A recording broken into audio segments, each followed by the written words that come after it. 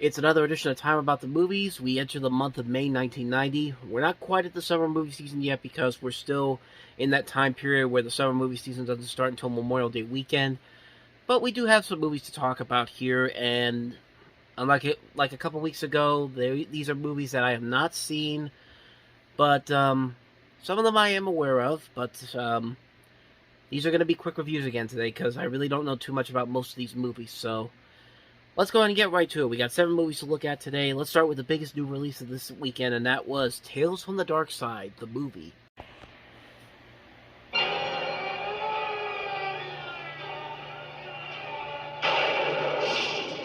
Stephen King, originator of Pet Sematary. Arthur Conan Doyle, author of Sherlock Holmes. Michael McDowell, creator of Beetlejuice. George Romero, director of Night of the Living Dead. Now, these 4 masters of everlasting horror bring to the screen 4 tales of overwhelming terror. I warned them, but they wouldn't listen. Tales of diabolical fate. You promised you'd never tell! Tales of ghastly revenge. Grow, O light. Rise, O light. Come forth, O light. Open his eyes. Tales of ruthless evil. That cat has killed 3 people in this household. I don't believe this. Kill it, bury it, and bring me its tail. Tales from the dark side. Well, that just about takes care of that, doesn't it? Come, live the nightmare of your choice.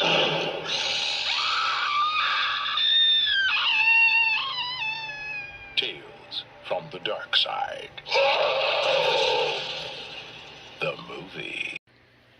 Based off of the anthology horror series of the 1980s, Tales from the Darkside, the movie, kind of is pretty much like a Creepshow movie, kind of.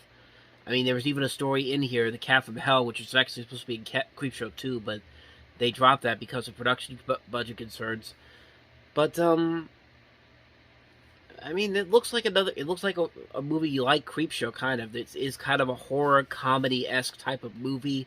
You have these 3 stories, all written by George Romero and Michael McDowell, based off of the works of Stephen King and Arthur Conan Doyle. And, like I said, I haven't seen this movie before, or these stories before, but it doesn't look too bad. But it does look very similar to Creepshow. I think that was maybe why this movie didn't have too much of a lasting impact after its initial release, because everyone saw it and it was just like, well, this is just like Creepshow. It's basically kind of the same concept as Creepshow, and even somewhat of the Twilight Zone movie from '83, but, I mean, I don't know, it could be decent, but I haven't heard a lot of people really talk about this one too much, but even, it does have a cult following, because it did get a Scream Factory Blu-ray release, and usually that means something, but yeah, like I said, I haven't seen this movie, so I can't really comment on them too much, but it's got a lot of Creepshow vibes to it, to me at least, so that's Tales from the Dark Side of the movie, so let's go ahead and move on to the next movie. Mix-up at the hospital. Detective Bert Simpson thinks he's got 2 weeks to live. What's the difference? If it happens, it happens. But if he can go in the line of duty, All right. his family will be set for life. Never for nobody. But getting killed isn't as easy as it looks.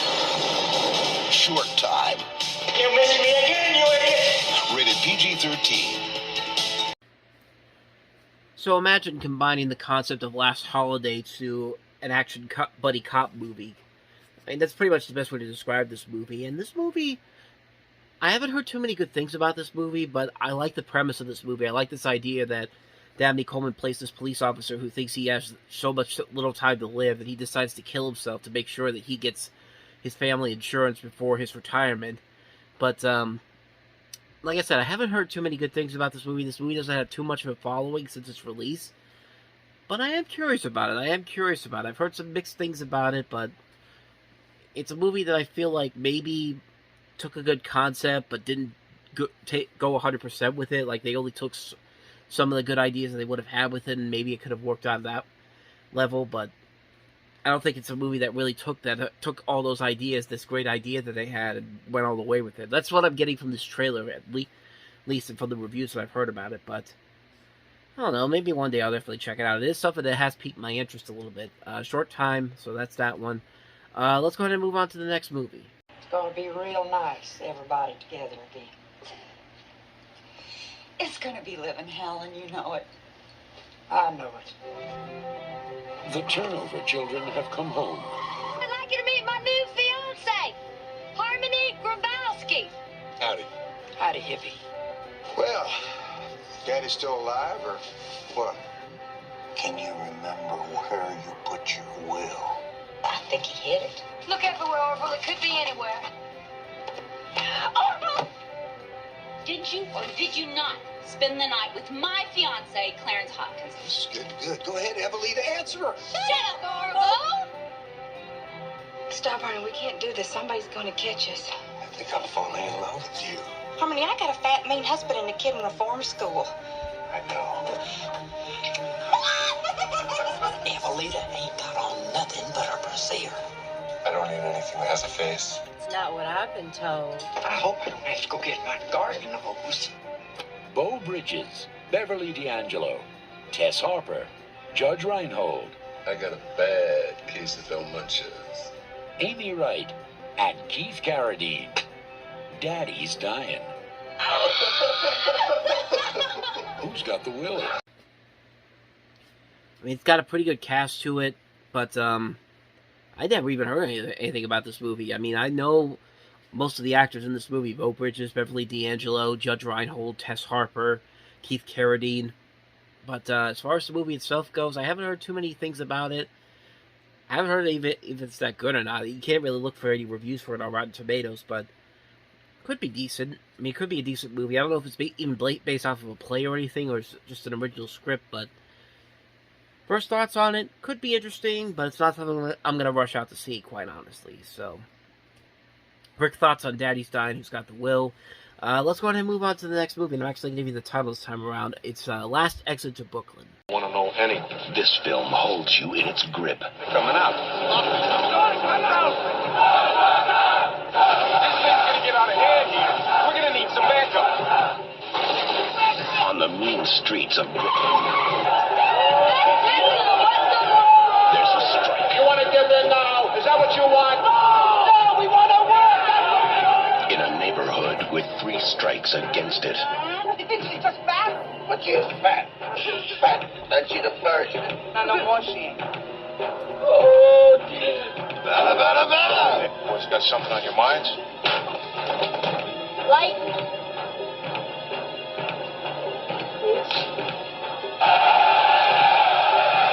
Does it put $200 to you and teach them a lesson they'll never forget?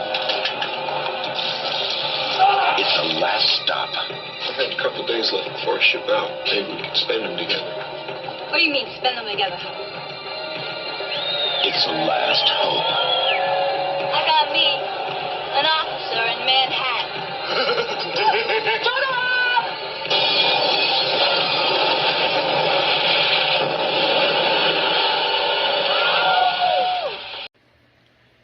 This is based off of a 1964 bestseller by Hubert Selby Jr., and it follows the difficult life of unionized workers, prostitutes, and drag queens working in Brooklyn. It includes stuff like drugs, crime, and violence. Like I said, I haven't seen this movie. It's got a good cast to it. Stephen Legg, Jennifer Jason Leigh, Burt Young, Jerry Orbach, Stephen Baldwin, Sam Rockwell's in this, Ricky Lake. So, and I've heard some good things about it. So, and it could be good. It's a movie that it could be good, but it's a movie that doesn't really click with me right away. Like, I don't know what the main premise is, and what the purpose of going on here with this movie so far, judging from this first trailer. Some interesting notes about this. Ralph Bakshi actually wanted to do a live-action film version of this, but he couldn't get the rights to him. And I think he also wanted Robert De Niro to play the role of Harry in this movie, but that never happened. But other than that, though, this movie has some potential. It's not one, like I said, I'm going to rush out to see, but I don't know. I'll give it a shot maybe when I get a chance to see it. So let's go ahead and go on to the next movie, and that is Tie Me Up, Tie Me Down.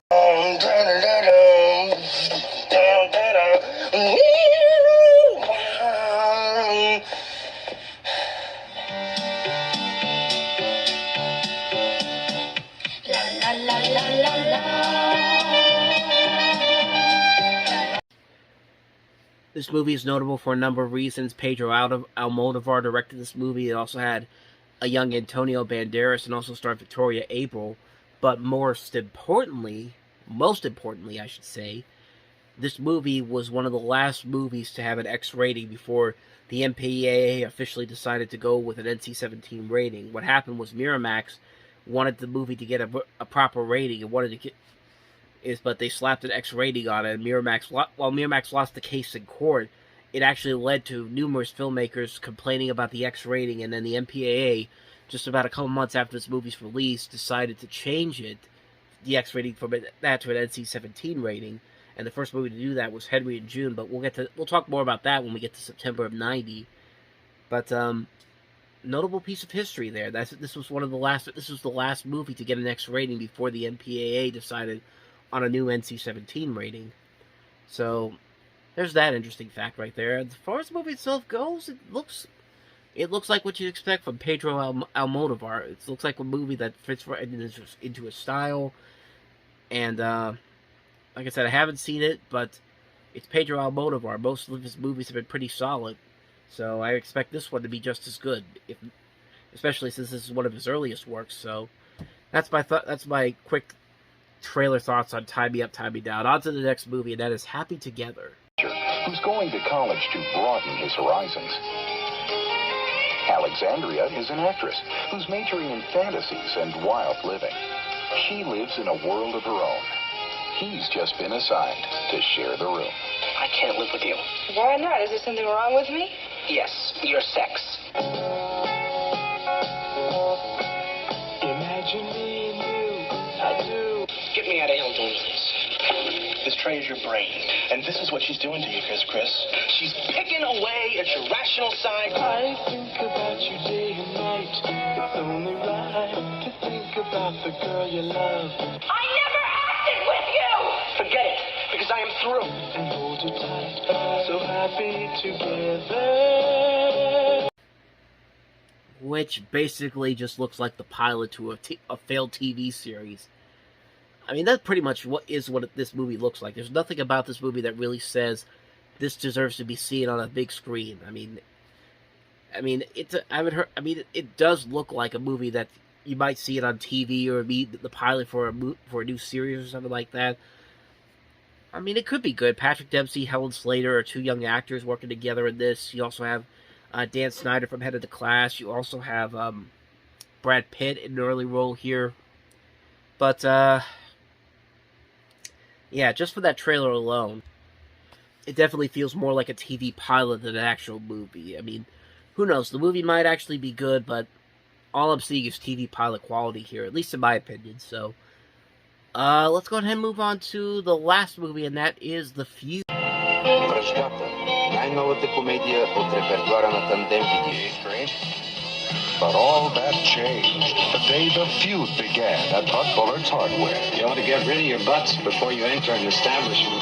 Жителите на един град не харесват особено жителите на друг и обратното. Things started getting out of hand. Чудесата, които... I actually had a really hard time finding a clip for this movie. You can tell that clip right there is from I believe it was like a Spanish version or a French version of the trailer. You could hear the actual trailer in English underneath the dubbed audio that they had there. I don't know which language it is off the top of my head, but what happens is a guy enters another guy's hardware shop with a cigarette lit and ignores the no smoking store policy, and this turns into a feud between the two families. But not all the members of the family hate each other. And again, just like with Happy Together, that doesn't really sound like a concept that's worthy of a feature-length film, unless you're going to take it to the nth level. Like, you're going to take it to something like a Neighbors type of level or something like that. But I don't think this movie is going to do any of that. I just don't think it's a movie that does that in particular. I haven't heard a lot of people talk about this one, so I can't really comment on it. Can't really say anything about it in particular. I'll just say the same thing I said with Happy Together. I think it just looks like a TV pilot blown up for the big screen. Unless someone tells me that's actually a decent movie, but I don't know if anybody's going to, honestly.